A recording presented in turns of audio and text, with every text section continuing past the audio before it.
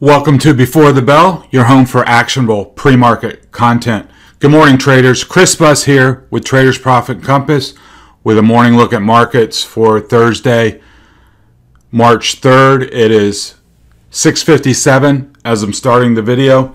Taking a quick look at futures. Going to call equities flat, down just a tick. Oil up 2%. Bitcoin flat, gold up a little bit. One exciting development in futures is the copper contract, and I'm going to talk about that a little later in the video. Over on the macro front, we've got more J-Powell on Capitol Hill, jobless claims, factory orders, PMI manufacturing, ISM services, earnings front, Kroger, symbol KR. I want you to watch that one closely. I like the chart on that. Grocery retailer, and this is the golden age of food inflation, and that helps grocery retailers.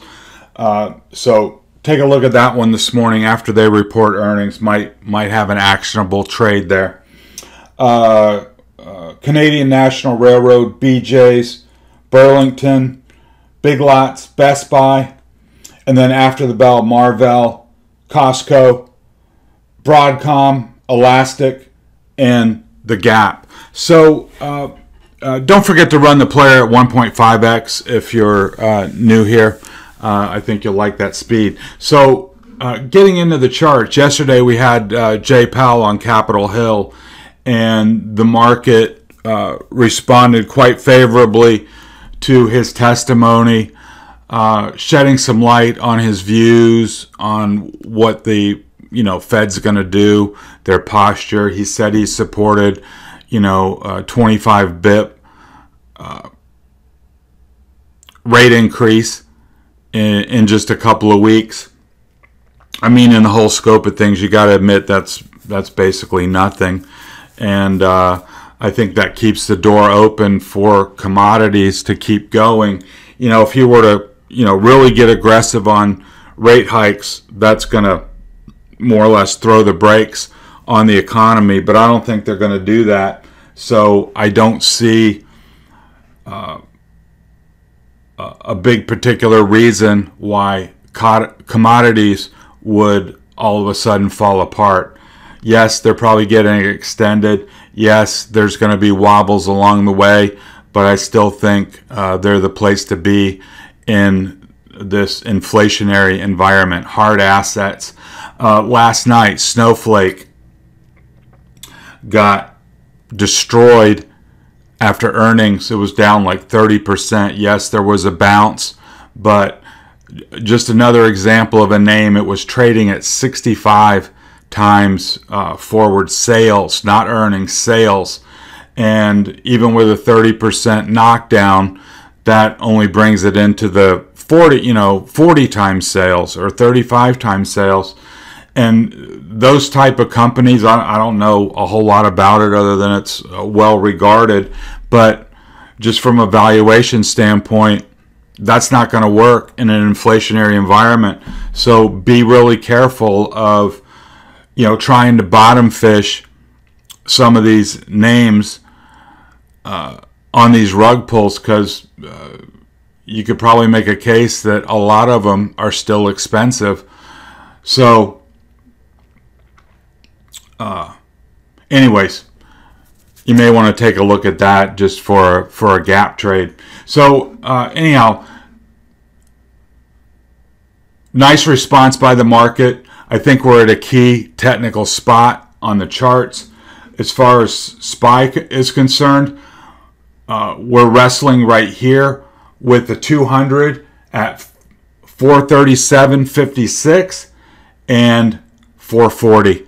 I'd really like to see a breakout above 440 to get things going. You can see that on a breakout above, we got the declining 50 right here that comes in at 447. So just on that standpoint, I think if we can get above 440, we got a little bit of a runway up to 447 and potentially even 450 at the bottom of this big overhead range. So that'll be a really good test. But first things first, we got to get above this 440 level here on the 2-hour chart. You can see we made a couple runs at it yesterday. On the positive side, we broke above this little flagging action. We had the little fake breakdown, bear trap, and then yesterday we gapped up. Make sure you put that little gap in your charts just to let you know that it's there. It's not a big gap, but it is there. And then we broke above this 2-hour downtrend line, which is bullish on the face of it, as the way I have it drawn. Now, another guy might have this downtrend line a little higher. So when it comes to that, I really like to go by the technical levels, but it is a positive. I will say that. And so I think the test right here is 440, and you can see we've also got a gap above, and then comes the 50 EMA around 447.50. So that would be a good technical objective. And here on the 30-minute chart, you just get some resolution. We made that run to 450, and then we kind of pulled back into the close, back towards 438. So I really would not like to see price come back in to this prior trading range. I would really like to see it hold 438. So we're going to have to see how it goes this morning. If SPY can kind of stabilize here in the pre-market, get above the 200 moving average at 337.50 and hold that, and then make our run up to 440. The Qs are also at an important technical juncture. We had the sharp downtrend line, we had the initial drop, the rollover, and then the bounce, and now we're wrestling with 347.50 with, notice, the declining 20 EMA that comes right in on the top of the highs yesterday. So that's going to be overhead resistance. And then, but if it can break out above 347.50, then we've got a little level at 350, and then 352.5. We've got a little gap up here. But this flag structure that we pointed out the other day remains intact. I mean, by all appearances, it looks like a bull flag. The proof will be in the pudding. If price can break out here above this level and then make a run towards this gap and potentially fill it. And here you see the 50 coming in quite a ways overhead. Notice also we broke above the 2-hour downtrend line. That's certainly a positive. Here on the 30-minute chart, you can see that once we marginally recaptured 347.50, it just kind of hovered there late in the day, kind of lost power. This was a nice move. No gap in the Qs to worry about. So really, I mean, you can see this line here at 347.50, keeps it above this flag region. That should act as support. So now it's all about follow through and seeing if we can get a drive higher. IWM still in this $20 wide box. We did have a good day yesterday, up 2.38%. However, notice the 50 coming in here at 206.70, right here at the top of the box. Then we've got the daily downtrend line, and then we've got massive 1 year resistance at 210. So that's going to be a really tough nut to crack. Notice here on the smaller time frame charts, we did break above the 2 hour, and we were testing the bottom of a small gap in the charts, right? Basically, you can call it right up to the 50. So if it can break, fill this gap, break back above the 50, then you got a really good shot at back testing this 208, and you can see that was a level back here where it ran into trouble. So I would want, if I was bullish or trying to be long on IWM, you really don't want to see it break back below really this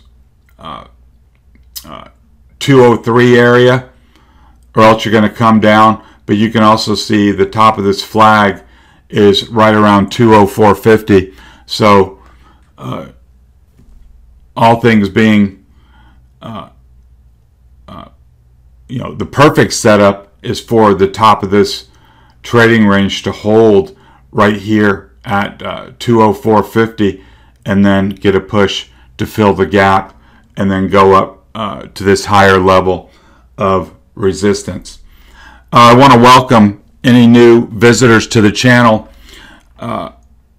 Appreciate your time this morning. What I do each and every day is work hard to give you accurate, objective levels to trade against during the day for both active traders and swing traders. Try to point out nuances in the chart. Try and give you a leg up on your pre-market prep heading into the day. If that appeals to you, please hit the subscribe button and the alarm bell, and then jump over in the notes. You'll find a link to the blog site where you can drop in your email address, and that way, whenever I do a market update, trade idea, trade management, anything at all, you'll get it right in your email box. You won't have to hunt for it on social media. So we'd be glad to have you, and you'll also get an invite to the trading room, where you'll find a nice community of motivated, aspiring traders to bounce ideas off of and gain fellowship in the trading community. Would love to get you in there. So let's go on to Fatman quickly. Facebook, not a lot going on. I mean, you're welcome to trade it. Just, after this big rug pull, we've been kind of oscillating in a fairly narrow range. You can see here, I've got a little pivot point at 205. Above that, you can look for 215. Below that, you can look for 195. So that's that. And then, of course, you got a giant overhead gap to fill out in time if things get bullish again and Facebook can kind of gather itself and get on the right side of the tracks. Apple had a nice day yesterday, breaking out of this flag structure, breaking above this 165.50, and now making a run to 167. I think it's pretty clear 167 is your pivot point. Above that, I think it can make your first target is 168.50, and then the top of this resistance level is 170. And you can see back in time,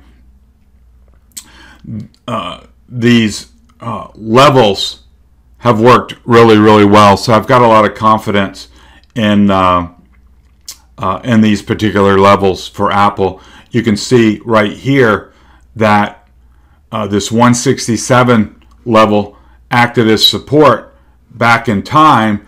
And of course, that means if it was support back in time and now you're below it, now it's clear resistance. And for you aspiring chartists out there, whenever you're hunting for a good level, look back in the charts and see where you can find levels of common reaction. So back in here, every time it got down to 167, you found responsive buyers. But then once it broke, you can see right here just the other day, we had a couple of reach up candles to 167 that failed. So that gives you a good clue that that's a relatively important level on the charts. So key in on 167. Set an alarm there if you're at all interested in trading it. Tesla also had a good day, up almost 2%. Little fake breakdown below this consolidation area. Recovered it quickly and then moved up to the top of the range. Very clear. 880 is your pivot. If it can break above, you got a shot for 905 and then 935. If it gets pinned below, then I would expect choppy action between 880 and 860 on the chart. Certainly, if I was bullish on Tesla, I wouldn't want to see it drop down below 860. And don't forget, 861 is your 200 EMA, so that's kind of a go, no-go line in the charts for Tesla. Microsoft making a run here at 300. Had a prior gap in the charts that's been filled over the last couple of days, and now we're making a run at 300. I don't see a lot of resistance overhead until we get to 306. So that's going to be an important line to watch this morning and in the days ahead. Want to see a break above and then hold that 300 line on any back test. So I think that's a good risk reward ratio right here. You got $6 of upside, and really you can stop out just below 300.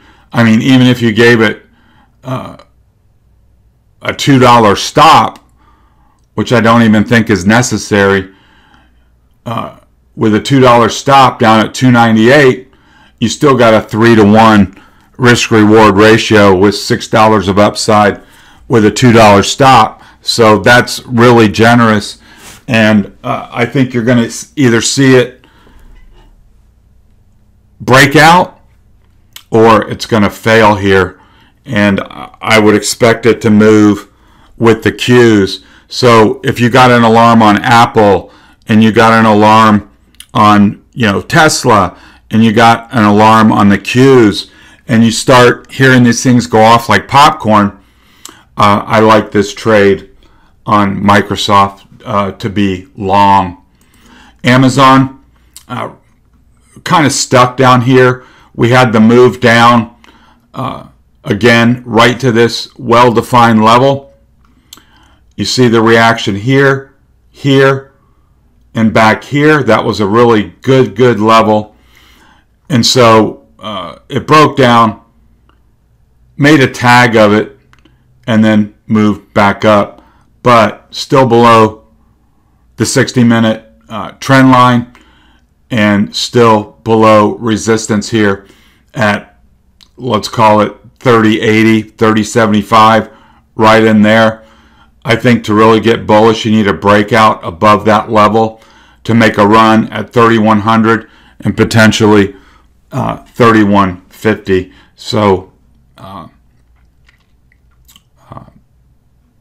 here this morning, I think this 3030 remains your pivot. So no real changes there.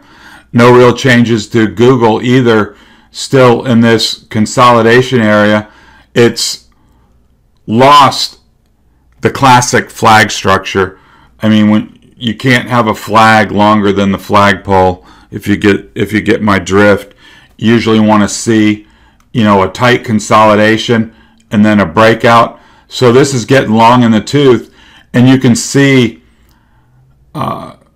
yesterday all these reach up candles right to this 27.15 area, and they all were rejected. So I wouldn't wrestle with Google within this range. I think it's kind of too tight to really do anything. You got to do something at the margins. Either wait for a breakout here or wait for a breakout below 2660, and then you got a real chance to get some accelerated movement. And I'm not telling you guys anything you don't know. If you're any kind of a Google trader, you know how expensive the options are. So if you're involved in that,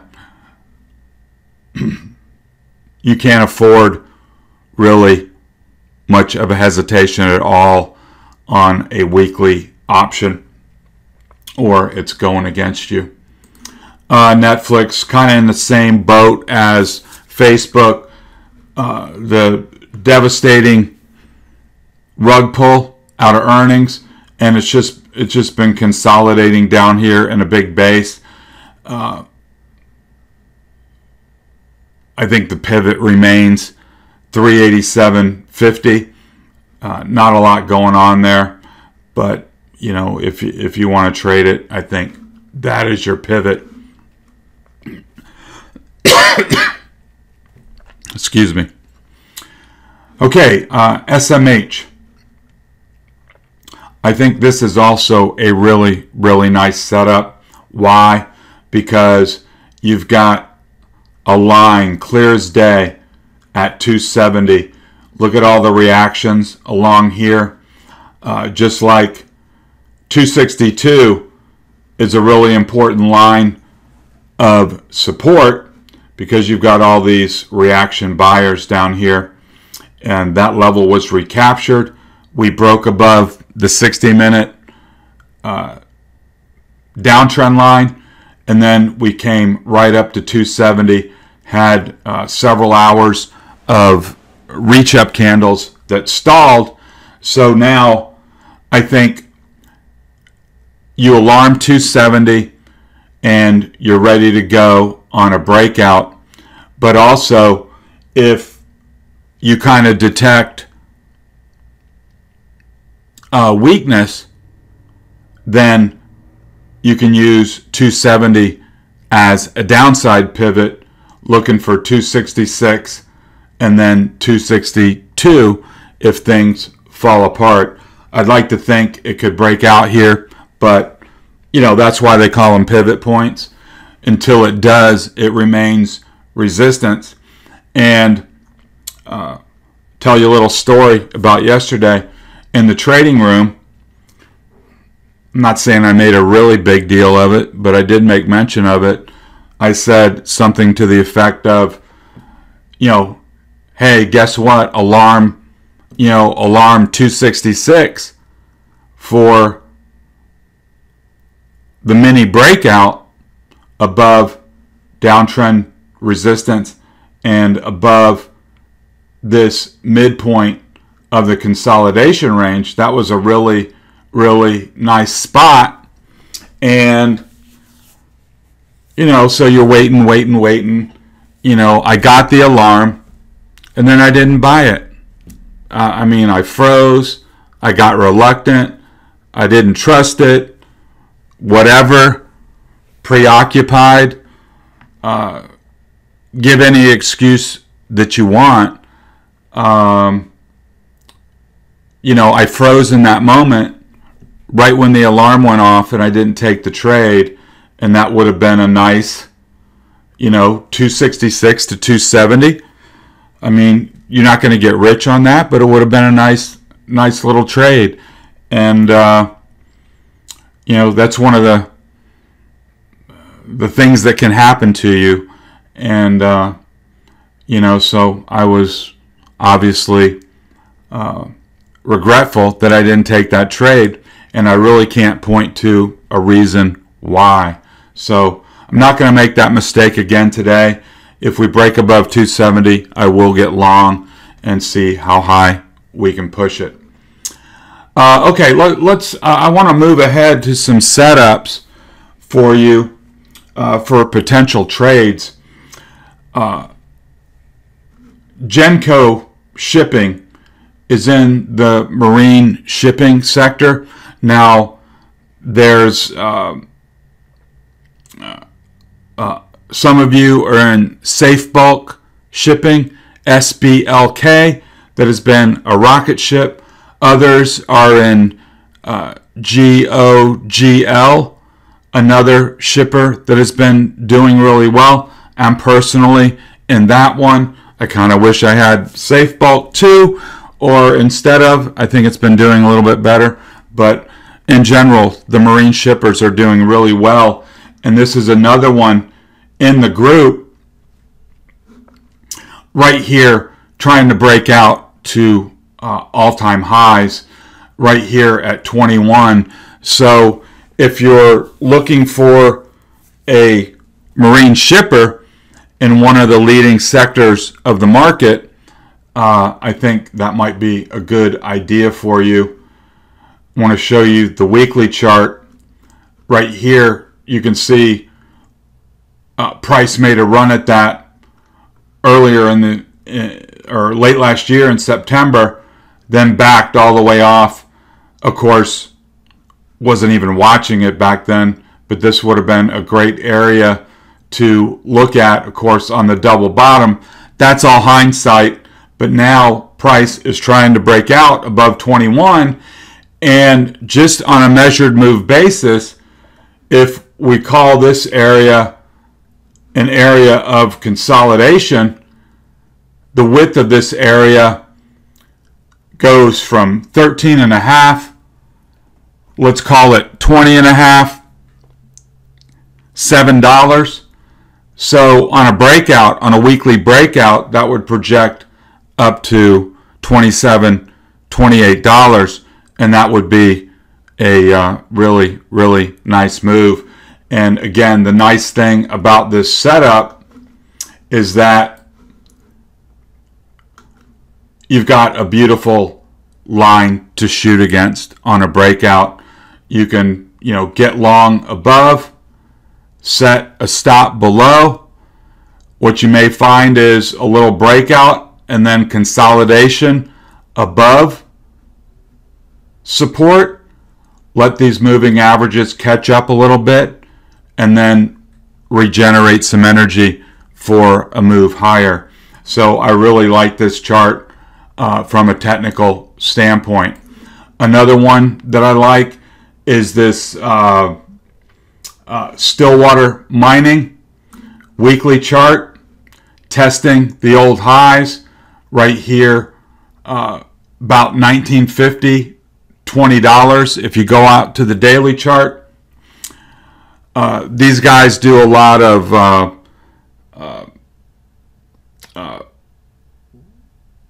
precious metals. That was the word I was looking for. Platinum, palladium, some exotics, along with some gold. So this one's been doing really well. You can alarm like 20 on the daily chart. And I like that one if you're looking for some mining exposure. Triumph Group is in the aerospace sector. Long consolidation, a year toggling in this area from 16, let's call it, we'll call it 25. So that's a $9 trading range, starting to peak above. So 9 onto 25, 26 gets you up to this second target up here in the 34 range. So that might be an interesting play. And what's nice about this is that, it hasn't had an explosive run up, and you're just getting it on the breakout. So I kind of like this one. Don't forget, we're in log scaling, so don't really think of it as, well, you only got that far to go till you hit resistance. That's, $4 higher. That ain't all bad.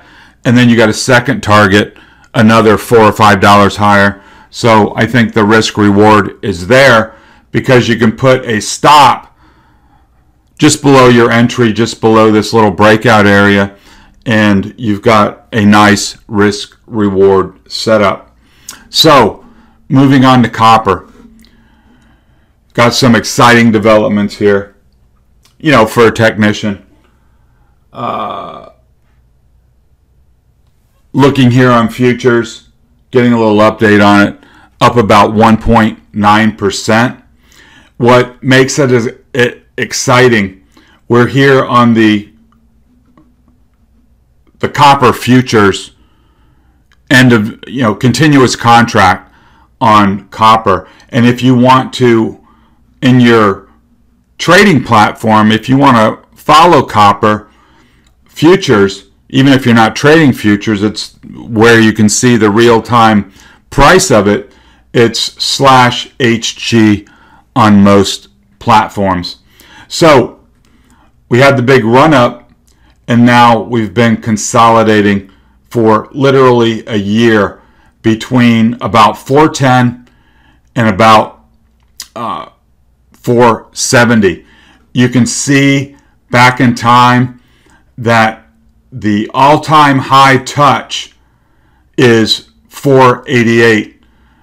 We got up to 482 here, and just a couple weeks ago we were 471. So now we're trading, as I'm looking at it, we're trading 475 as we speak. So what makes it exciting is we got the end of the week coming up, of course, tomorrow. If we can break above this 475, let's call it 470 area, and potentially even build on that tomorrow, we'll have a clean breakout in copper with a projected move of 65 cents, which would put it up in the 530 category. And if you've been paying attention at all, copper is in a huge structural deficit. Literally, no new capacity has been brought on in the last 10 years. And if you think about it, in the age of ESG, you just don't go out and, hey, there's a lot of copper demand. Let's start a copper mine somewhere, right? It kind of is what it is, and it will be for a long time. So as the push towards electrification proceeds and copper demand proceeds, I think copper is going higher, and potentially a lot higher. I want to show you the monthly chart on this, which is also pretty exciting. We've got this little pennant formation after a big run up. So we got the run up and a narrowing pennant consolidation, and now we're starting to peak above this pennant for a breakout. And you can see, going back 20 years, this has been this 450 area has been a big area of resistance, even going back to the heyday of commodities in the top of the last cycle between 2007 and 2011. That 2011 marked the top of the prior commodity cycle. Then we had a 10-year bear market in commodities, and now all of them are starting to wake up again, and they have been for a while. But what I'm saying is this could potentially go a lot higher out of this pennant formation. So when we look to, how can we play it, a lot of us are in Freeport. They're a big copper producer, just breaking out of a $12 wide consolidation range, which would put the target up at 56. What I like about this setup is we've had a big momentum reset, but never went below the zero line, and now it's curling up. You can see also RSI never dropped below 50, maintaining that bullish regime. And actually what I wanted to show you on copper, I forgot to. Let me show you here. We've got the exact same technical setup as far as the indicators. During this whole consolidation phase over the last year, we never lost 50 on RSI. And look at this big momentum reset all the way back down to zero. That's what happens during consolidations. But the exciting part is it never went below zero, and now it's starting to turn up. So now there's potentially a lot of energy behind the move higher, and we're starting to see that in FCX. Another name that I want to point out is Southern Copper. Made a run at the highs at 75, made a little double top, came back down, based here at 55, and now is making a run at 75. Believe that's going to be a breakout there, would push it to all-time highs. Again, momentum, or excuse me, RSI back on the right side of 50, heading higher, and momentum turning up, and you can start to see that acceleration higher.